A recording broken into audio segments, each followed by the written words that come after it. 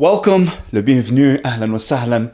It's your boy Loush, and you back with another one, Fluffy. Gabriel Iglesias. We have done a lot of comedy reactions, so we celebrate the culture through music and through comedy and through drama, social experiments, and there's so much talk shows, podcasts, television. It's everywhere. The culture's everywhere. But we have been requested over and over again. Fluffy visits Saudi Arabia. You're getting a request to perform in the Middle East. I go, really? Okay, cool. Army, Navy, Marines, Air Force? Who? Actually, the request is coming from a prince. Run that by me again. A prince. I said, Purple Rain? Not prince. A prince. An actual prince. How do they know me? I don't know, but they say that they know you and they want to hire you. I go, it sounds like a joke, man. Fluffy could pass for a Khaliji, for a Gulf resident, actually. He's got, at least now, with the tan, the goatee, and he's well fed. No, I'm just... Trust me, it sounds legit. All right, if it's legit, I'll tell you what. Give whoever a ridiculous figure and let them know that they have to wire the money today, otherwise forget it. Oh, that'll happen. 4 hours later. Gabe, what? Done. Ridiculous just called. Are you serious? I'm looking at the screen, bro. They wired all of it. Next thing I know. Welcome aboard Saudi Arabian Airlines.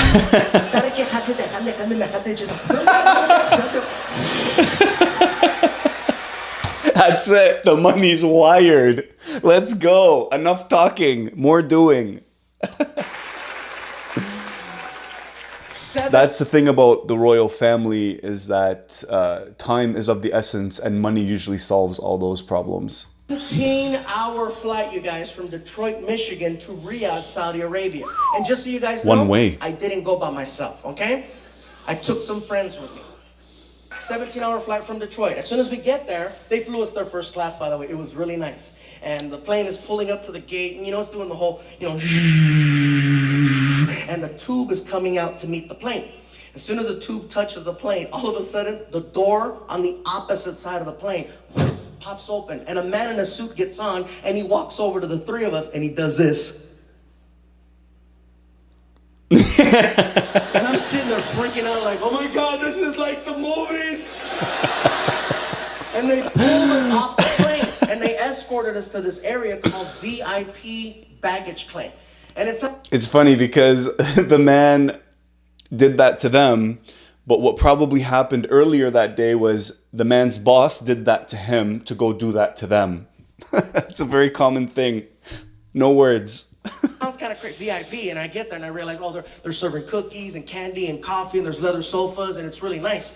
And there's nothing but Middle Eastern businessmen there, okay? And they're all talking about me. I don't understand Arabic, but everyone in this room understands when someone's talking about you. The guy's looking at me and he's like, I'm sorry, but this is universal. And apparently this is Arabic for damn.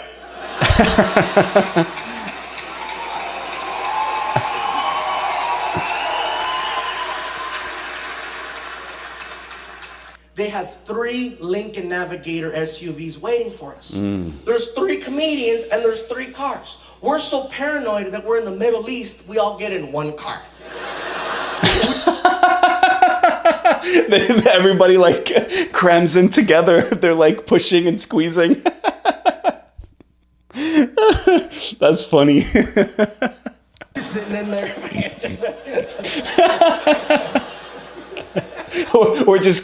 We're gonna all perform together, and we're all just gonna stick together. And we take off. The irony is when you remove all of the mainstream media, you remove Hollywood, you remove all the bullshit that they propagate and the stereotypes, there's little to no crime rate, especially in the country he's in. It's a monarchy. You're in a kingdom at this point. We're heading towards downtown Riyadh, okay? Now, all I know up to this point about my experience is that I've already been paid, my flight's been taken care of. Facts. And I have a point person who I'm supposed to meet at the airport who's not there. So I'm talking to the driver. I said, excuse me, sir, where's this guy? He's okay. Hey, take it okay. He's okay. okay. And for me, it's not okay because I researched Saudi Arabia. And you know, you think the rules in Singapore are strict. The rules in Saudi Arabia are very, very different, okay? And I don't want to offend anyone, and I want to make sure that I don't say the wrong thing. That's true. So I need to know, you know, I need some info. So I keep talking to the driver. I said, sir, would you mind helping me with some questions? Whatever you need, you ask, I tell you. It's okay. Yeah, the rules are very strict for foreigners, but if you're speaking to a local and he's telling you, don't worry about it, we're going to figure it out, it's all good, you're in very good hands. I wouldn't worry. You're the number 2 most famous comedian in all of the Middle East. Oh, yeah? Number 2. You're kidding. But who's I am number not 1? a comedian. I don't The kid. king? No. I'm the number 2 most famous comedian in all of the Middle East? Yes! Who's number 1? Jeff Dunham. Oh, shit. Ahmed the dead terrorist. That's true. I think he went to the Emirates. Jeff Dunham is the number 1 comedian in the Middle East. You guys don't find him at all offensive? Oh, no. I kill you.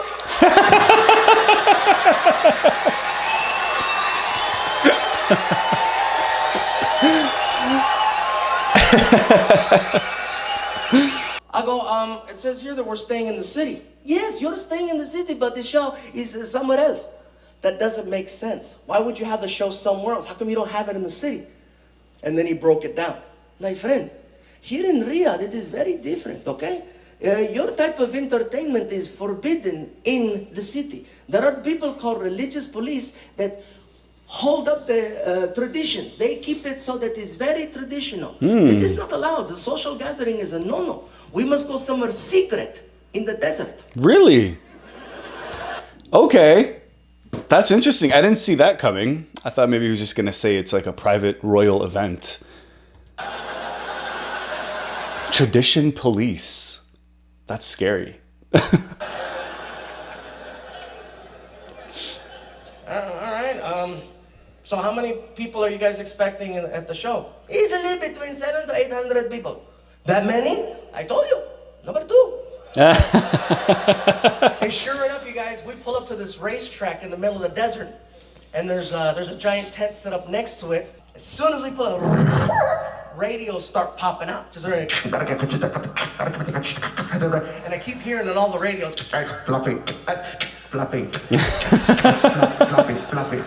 All of a sudden, some guy runs up on the stage and they hand him a microphone and he starts yelling to the crowd. I don't know what he's saying, but I've seen enough hip hop to recognize a hype man. Oh yeah, he's out there.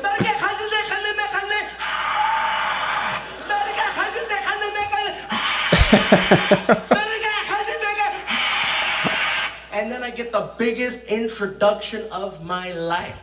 And now, direct from the United States of America, here he is, Gabriel Iglesias. And the crowd starts going, fluffy, fluffy, fluffy. What? And when I heard that, I freaked out. I was like, oh my God, this is going to be an amazing show. No way. So I ran to the stage as fast as I could.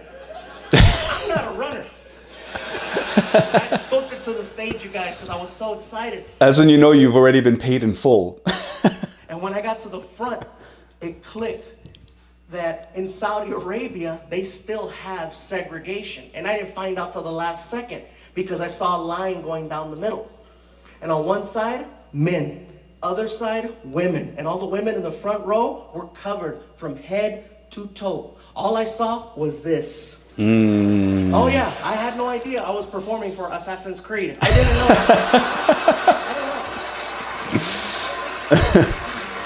Jeez. It threw me off so bad. Gabriel Iglesias! And hey, what's going on, everybody? How you? It's interesting that they are following all the traditional rules, yet they're hiding from the tradition police. I think this was a sanctioned event, but I don't think that they were hiding from the tradition police. I think this was actually like a sponsored, approved, valid event with some really high class people there. and they're following all the rules. That I don't, like, there's nothing there that sounds like they're trying to hide it or be secretive in any way, culturally or religiously.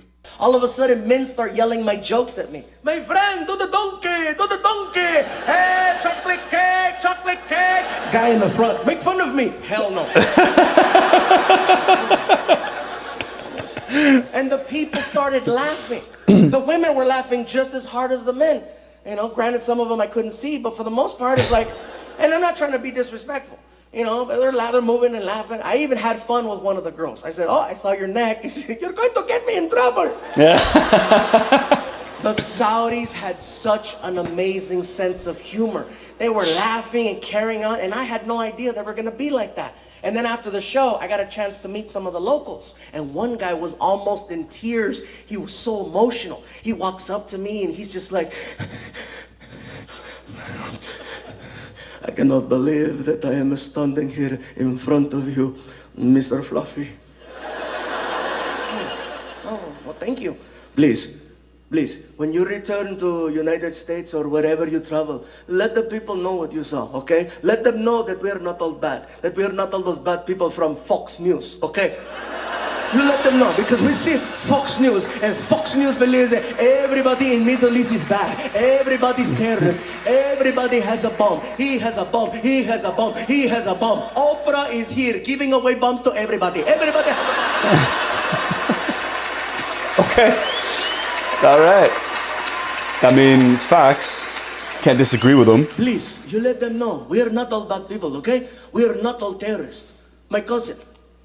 Maybe. What? I'm kidding. I'm kidding. I'm kidding. Look at your face. Look at your face. Oh, I'm going to die. Look at you. A plane. What plane? I got you again. 2 for 2. I got you. He is raising my blood pressure every 7 seconds. And then he starts breaking it down for me how stand-up comedy is starting to bring people together in the Middle East. And how he's starting to do, you know, he's doing comedy. It was crazy, the conversation. You know, here in Saudi Arabia, people, they like watching the stand-up comedy because we love to laugh, okay? We love to laugh. It's great to laugh. And people don't think that people in Middle East have sense of humor.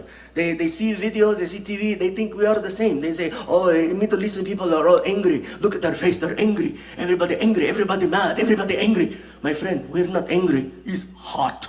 Okay? It's 117 degrees. Everybody is not mad, they're hot. Look at everybody has a hot face. Hot face. Everybody hot face. I promise, you give me air conditioning. I am so happy.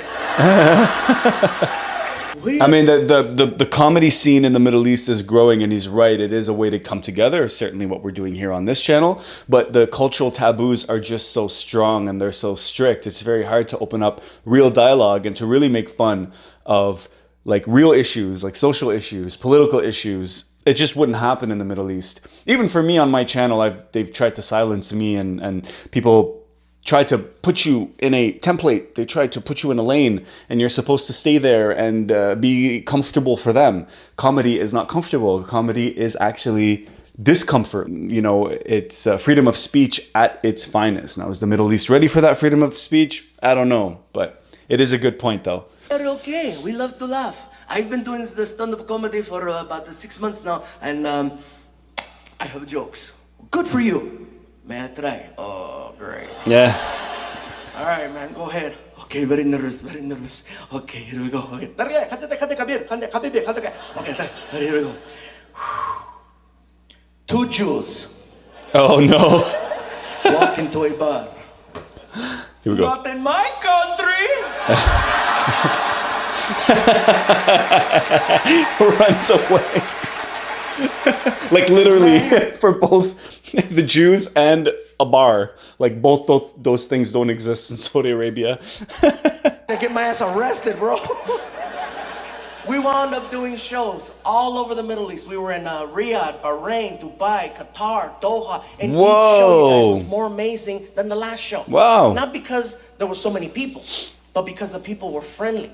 They were fun. They got all the references. I couldn't get over that. I honestly thought that they were gonna be like the people from Fox News. And I felt terrible. I felt terrible because I was judging them. I was prejudging them, and I thought that they were going to be a certain way, and I felt bad because all those years people were doing that to me, not really giving me a chance, and I was over there doing the same thing. I felt so bad. And then when I met the prince, I was still judging. 19 years old, and he's a prince. I thought he was going to be a brat. He walks up to me, and I was already like, what's up? I failed to realize that he's a prince, and he was brought up to be a prince. The way he carried himself, he intimidated me in about 18 seconds. Okay? I'm 36. And I'm, what's up? And he's like, Jibril. Excuse me? Gabriel, Jibril. the angel. Jibril? Yeah. Gabriel. I don't know why. I don't know what the chest is. Maybe he was just saying hi. But yeah, Jibril, that's strong. I like that. I understand that your name is Gabriel, but in the Arabic language, your name is Jibril. I was welcoming you in our language. Oh, I'm a dick.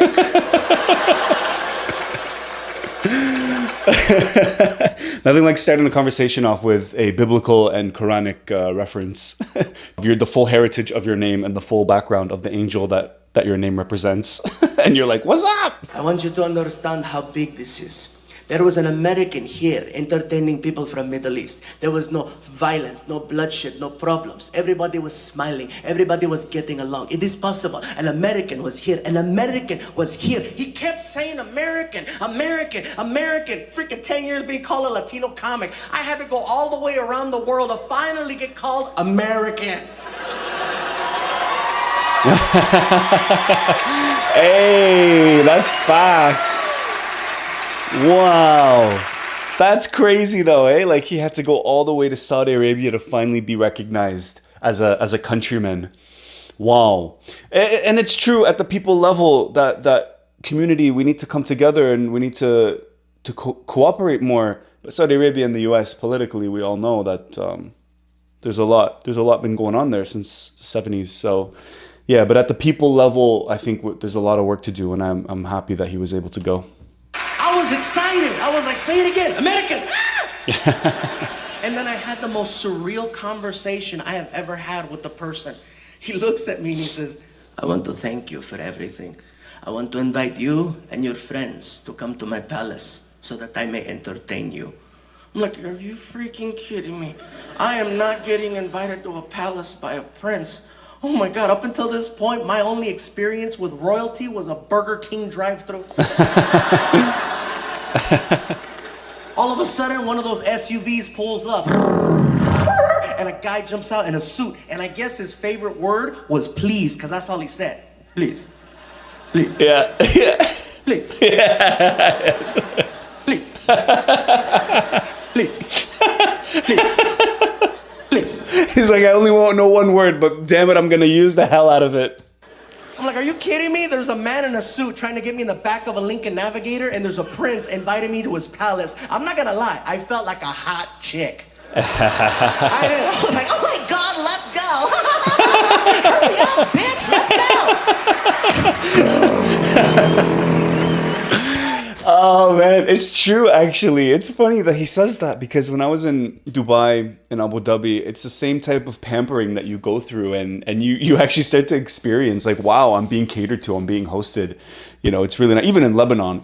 In Lebanon, it was amazing. Outside, desert. Inside, palm trees, bushes, shrubs, a pond, and he had exotic pets. I know exotic pets because I know what I have.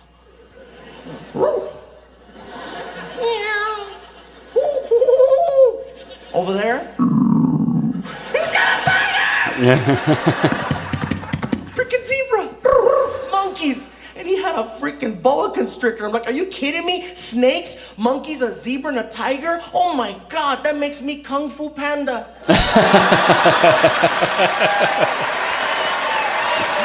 Yes, you are now part of my collection. Welcome. And I started thinking, what if he decides to keep me? It sounds messed up, but let me explain. As an American, you cannot just purchase an airline ticket to go to Saudi Arabia. You have to be invited by a person of power. You know, when I left Detroit to go over there, I had to fill out a form that says, I understand that I'm going to Saudi Arabia. And should something happen to me, one of those things on the list being kidnapping, conveniently right above death. America is not responsible. The prince could have actually, you're mine. 2 weeks later, now he's showing someone else around, right? That is my snake, that is my zebra, that is my Mexican, that is my tiger. Inside of some little box that says Jibril. He's not wrong. It can happen. But it never happened. And we're walking around, and I actually pulled him aside for a second. I said, listen, I gotta tell you something. Well, you tell me. I need to apologize. What did you do? I didn't do anything. I just want to apologize for coming here with the wrong mentality. I says, unfortunately, I thought that, just, you know, because it is the Middle East, I thought you guys were going to be rude. And everybody's been nothing but nice. Huh? I know. I didn't think you guys were going to speak English so well and understand, you know, so many references, and you guys get everything. Huh? I know. I thought you guys were going to throw rocks. But you were funny. You did your job. That's right. What? Never mind. Okay, 2 out of 3, right? Oh my God, you're so lucky to have so many falcons. I am so lucky. Would you like a falcon? So matter of fact, like, would you like a cookie? Would you like a falcon? Same way. Like, are you kidding me? Don't give me a falcon that can retrieve things. Shoo, you think I'm lazy now? Hell no, don't give me a, I wouldn't even leave the house. I'd be at the front door, donuts. And who the hell is gonna watch my falcon when I'm up here performing? I can't leave it with my buddy Martin in the back. You know he would abuse it, take it to some nightclub, try to hook up with it, freaking here. The redhead. Wow, I liked it, man. Fluffy Gabriel Iglesias visits Saudi Arabia. Let me know what you guys think, and if there's other videos that you want me to react to, let me know. For the family, for the culture. Ziho.